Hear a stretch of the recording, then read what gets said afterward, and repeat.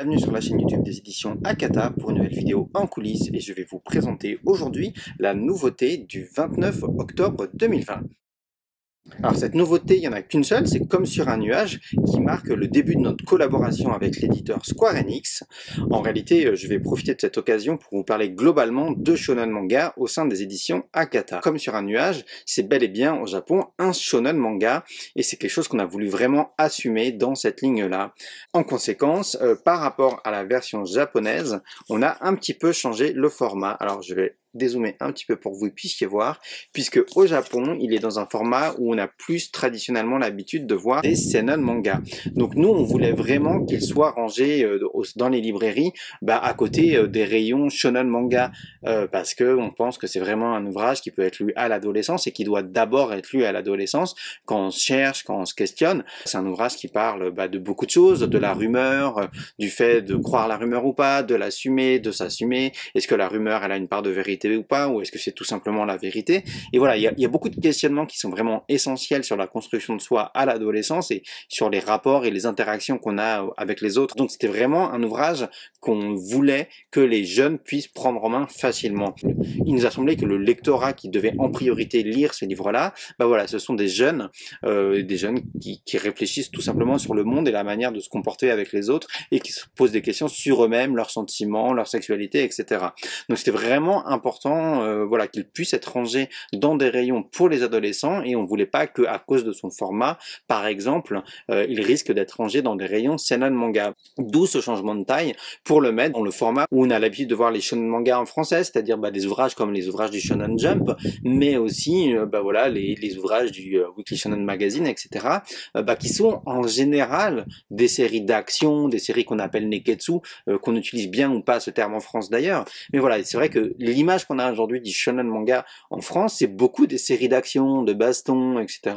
Mais en fait, c'est pas que ça, le shonen manga. C'est vrai qu'à une époque, quand des ouvrages comme Video Girl Ai ou même Lovina sont arrivés en français, ça a été vraiment des chamboulements pour pas mal de lecteurs qui trouvaient dans des séries pour adolescents des questionnements que eux, ils pouvaient avoir. Et c'est quelque chose qui était très important dans le paysage shonen manga. Dans le shonen manga, au Japon, il y a toujours eu beaucoup de comédies romantiques et de romances, et c'est pas parce que c'est une romance que c'est un shoujo manga, et c'est pas parce que c'est un shoujo manga que c'est une romance, et vice versa. Dans le paysage éditorial du shonen manga, il y a aussi beaucoup de romances, il y a aussi beaucoup de comédies romantiques, et j'insiste sur le fait qu'une romance n'est pas forcément une comédie. En tout cas, voilà, il y a beaucoup de romances dans le shonen manga, et ça nous semblait vraiment crucial de pouvoir revendiquer ça.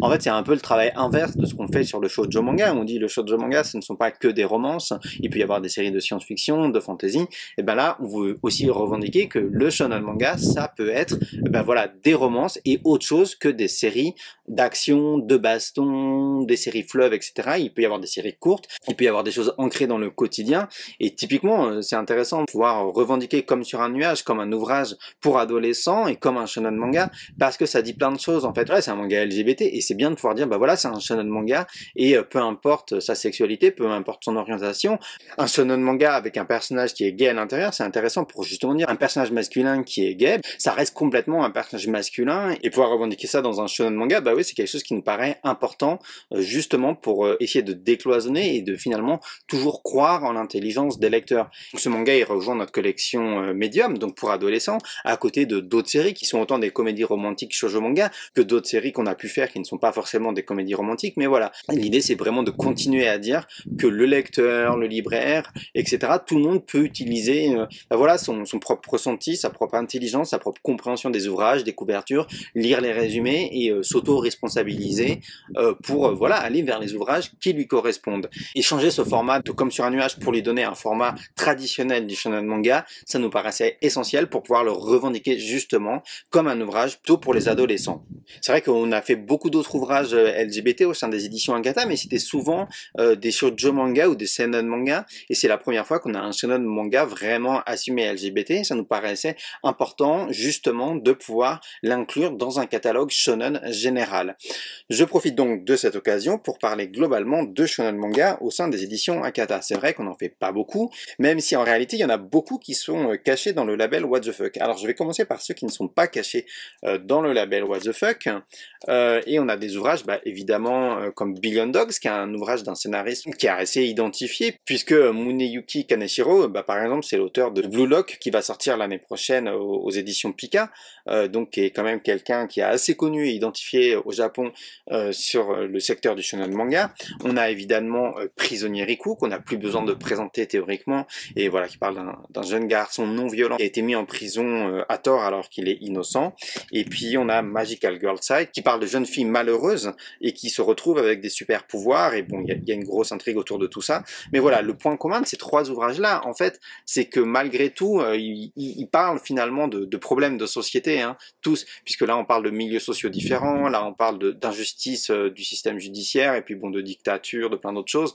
Là on parle de harcèlement scolaire, de plein d'autres thématiques qui sont abordées en fond dans la série. Et en fait, le shonen manga, même si là on a une œuvre de science-fiction, là on a une œuvre à tendance, on va dire, fantastique, mais il peut s'inscrire dans des problématiques complètement réalistes. C'est ce que font beaucoup d'autres shonen manga en général, même quand ils sont dans des univers complètement fictionnels, ils abordent des thématiques finalement très d'actualité, dans lesquelles les lecteurs vont pouvoir se reconnaître. Bon, c'est quelque chose que j'ai pas besoin de vous préciser, mais c'est vrai que c'est là-dessus qu'on met l'accent aussi au sein des éditions Akata. Et justement, pour élargir un peu ça, j'ai deux autres shonen manga qui sont à mon avis des très bons ambassadeurs pour des gens qui cherchent des shonen manga différents. Donc je reviendrai vous voir, qui est en fait un manga de George Morikawa, le dessinateur de Hippo, qui est disponible aux éditions Kurokawa en français.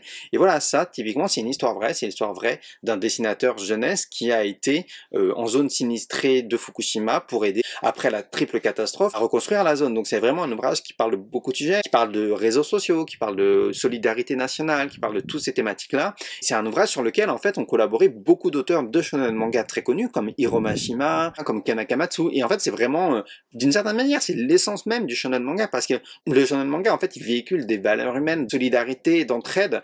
C'est souvent ça dans le shonen manga, des valeurs de solidarité et d'entraide, où voilà, les héros entre eux ils s'aident les uns les autres. C'est complètement ce que va faire l'auteur de livre jeunesse qui est le héros de ce manga là, et donc ça c'est une histoire vraie. Mais voilà, c'est vraiment pour moi l'essence du shonen manga. Et puis il y a un autre ouvrage qu'on a fait qui est un shonen manga, c'est Un pont entre les étoiles, qui est à mon avis un ouvrage assez essentiel, surtout en ce moment où on a beaucoup d'amalgame globalement sur les asiatiques.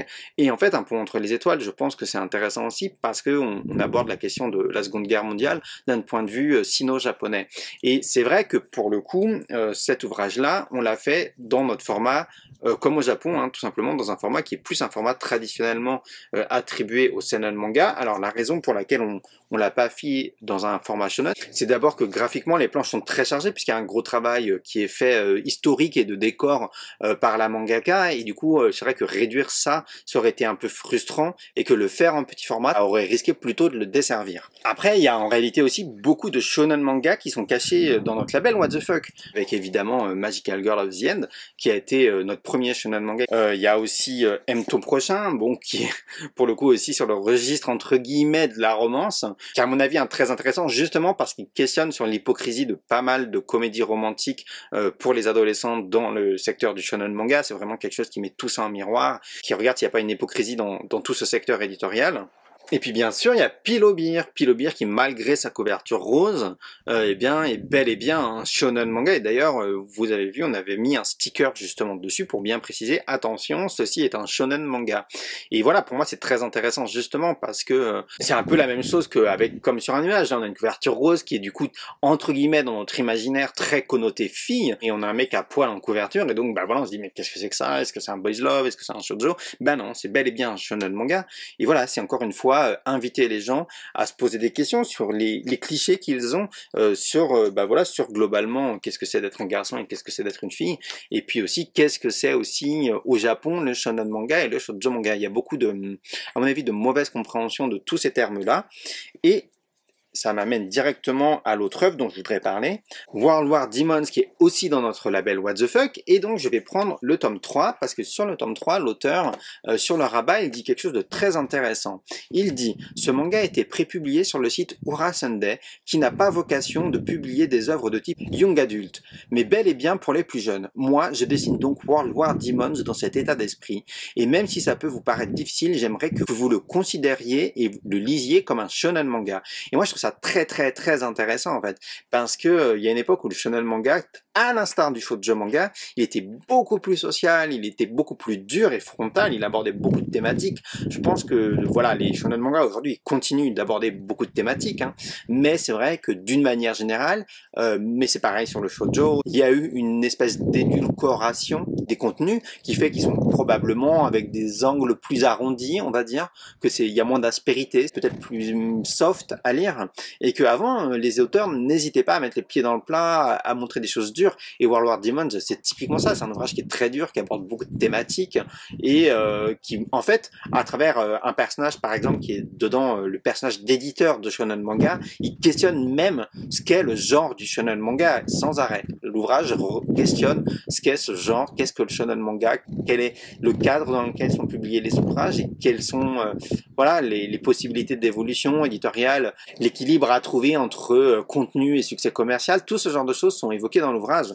Et finalement, World War Demons, par essence, c'est un ouvrage qui questionne le shonen manga. Et d'une certaine manière, c'est vraiment ce que fait aussi notre éditorial sur le shonen manga. Sur le shoujo manga, on le dit souvent qu'on a une démarche assez, entre guillemets, militante, de revendiquer la diversité et l'aspect culturel du shoujo manga, qui est souvent, pour plein de raisons, mal considéré, mal vu, où les gens s'intéressent pas à ce genre. Et en fait, avec le shonen manga, ce qu'on fait, ben voilà, avec des ouvrages comme World War Demons, mais avec des ouvrages comme Un pont entre les étoiles, avec des ouvrages comme Pile Beer, et même un ouvrage comme en fait Aime ton prochain, qui questionne sur la comédie romantique, ben voilà, et en point d'orgue de tout ça, il y a évidemment Comme sur un nuage, on questionne qu'est-ce que ce genre que le shonen manga. Le shonen manga, en fait, il est riche aussi, évidemment. Je pense qu'on a moins besoin d'insister sur le fait que le shonen manga est riche, parce que comme c'est quelque chose qui se vend plus globalement, les gens parlent plus facilement de shonen manga dans les médias, sur les réseaux sociaux. Voilà, les shonen manga ont facilement leur place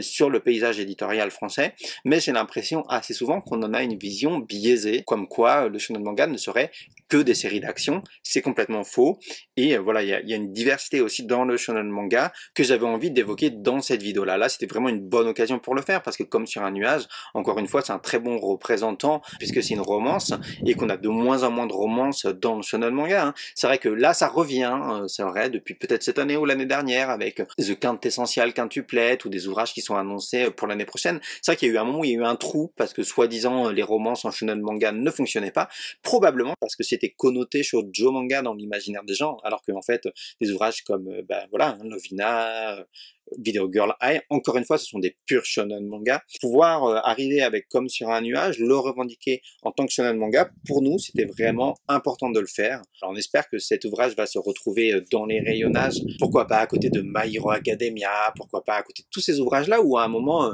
pourquoi pas un adolescent gay, il va avoir envie de lire une série d'action, et puis il va tomber sur ça, avoir envie de lire ça aussi. Je trouve que c'est une bonne méthode et une bonne démarche pour aider les gens et les lecteurs à trouver des ouvrages qu'ils auront envie de lire. Voilà, pour information, du coup, les 3 mots-clés qu'on a mis dessus, c'est adolescence, quotidien, sentiment. Je pense que ça représente vraiment très bien cet ouvrage-là et son contenu. Et je vais m'arrêter là pour cette vidéo. J'espère que, voilà, Comme sur un nuage, c'est une série qui vous fait envie. J'espère que la vidéo aussi vous a plu. N'hésitez pas à commenter, à laisser un pouce bleu, à partager la vidéo si elle vous a plu. Et puis, bah, je vous dis à bientôt pour de prochaines vidéos en coulisses.